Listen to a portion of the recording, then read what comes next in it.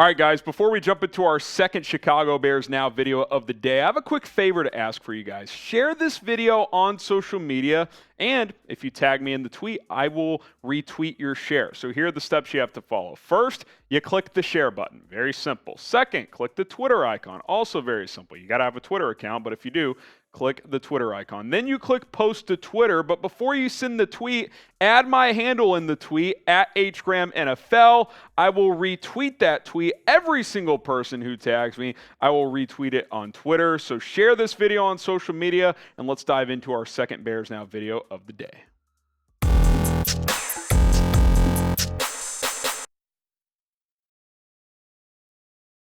All right, let's recover here. I'm Harrison Graham here on Chicago Bears Now. Back with another video, some rumors to get into. And did the Bears almost trade down to the number 2 pick with the Houston Texans? Sure sounds like it. I mean, Ryan Poles himself told Albert Breer that is exactly what almost happened. Here's a direct quote from Albert Breer's Monday column from Ryan Poles saying, quote, "There were some other opportunities, some hopping around to go from 1 to 2, 2 to 9. That would have been pretty cool. The thing was, instead of being greedy and trying to do all kinds of fancy things, I felt like when we hit a certain point, I was satisfied." And to me, that certain point was securing DJ Moore. That's just what I think. I think once Moore got thrown into the deal, 2 firsts, 2 seconds, and more for the number 1 pick, I think Poles was satisfied because, and we'll talk about it in a minute, but had they gone to 2 and then tried to get to 9, maybe you don't get DJ Moore. Maybe you don't get an extra second. So I think that was a big deal in the trade. And looking back at the trade here,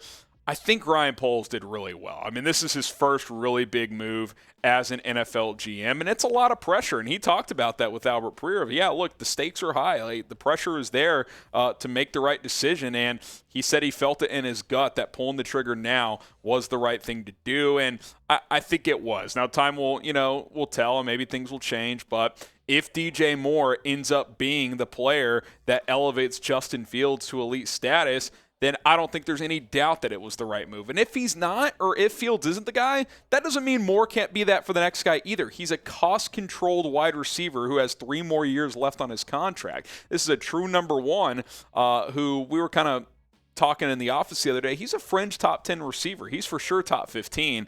So for those on Bears Twitter saying, he's a number 2, he's not a number 2. I mean, he's been playing with some bums in Carolina, and he still had 3 straight 1,100-yard seasons last year, just under 900. But again, the QB thing was a mess.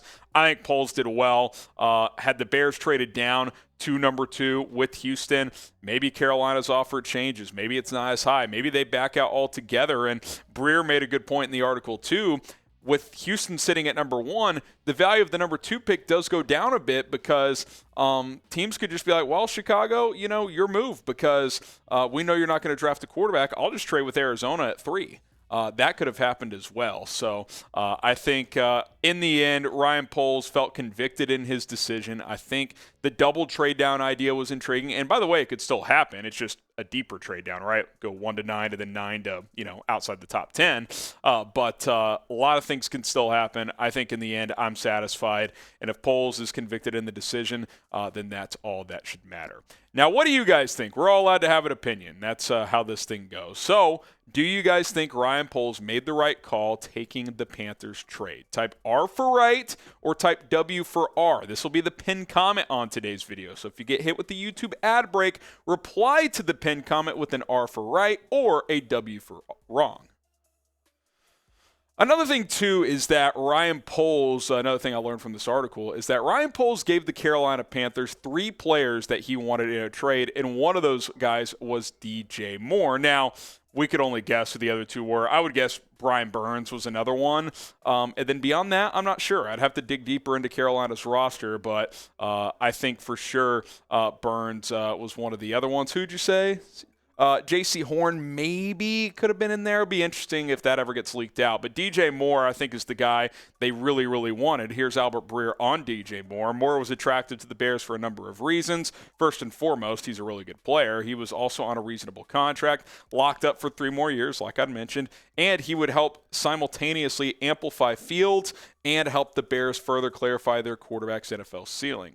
Ryan Poles then added, talking about what he remembered from DJ Moore coming out of the draft, he said, coming out, I just remember how strong he played. He's an impact player, a receiver that could play inside, outside, separating routes. But then he has a level of strength to him that I really admired. On top of that, the person was outstanding. He's great for the locker room. He's a worker, a grinder, not a lot of noise or distraction.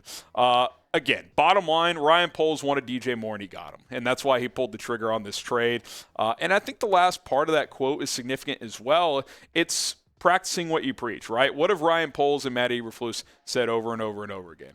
We want guys who love football and guys who are going to fit in our culture and be good on and off the field. I think DJ Moore is that. If you listen to him talk at his press conference after he was introduced to the Bears media, he certainly doesn't lack confidence, but he's not cocky. Like, he knows who he is. He knows that there's work to be done, and there's a lot of work that's going to go into this. And I think he's going to be a good fit. He's 25 years old. And, again, the goal is for him to do what Amari Cooper did for Dak Prescott, what Stephon Diggs did for Josh Allen, so on and so forth, A.J. Brown for Jalen Hurts. Elevate a young ascending quarterback in year 3 to a level that is of a franchise quarterback. That's the goal. Hopefully that is able to happen here in 2023.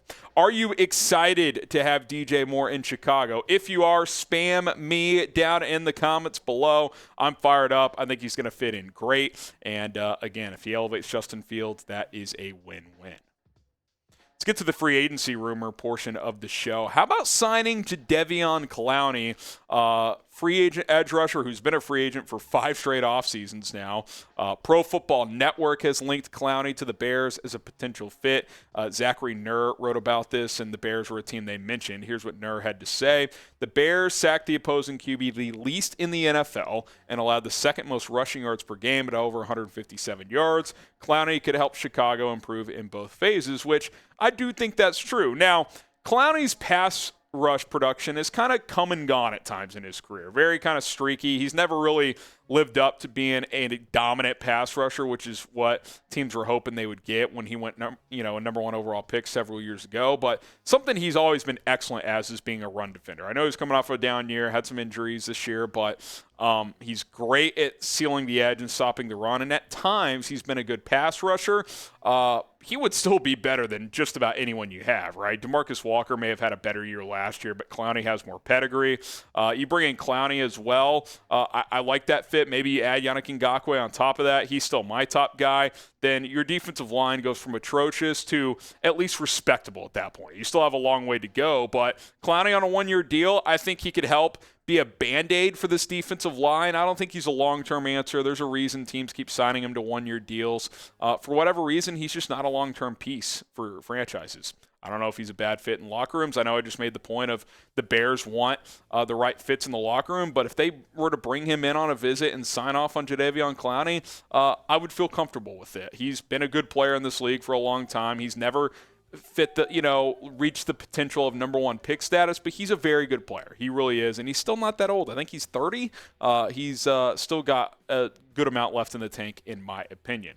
So should the Bears sign Jadeveon Clowney in NFL free agency? Type S for sign or P for pass. I could see the Bears having interest. They're not going to overpay to do it. I can promise you that. But they also have the most cap space in the NFL still with over $39 million. S for sign, P for pass.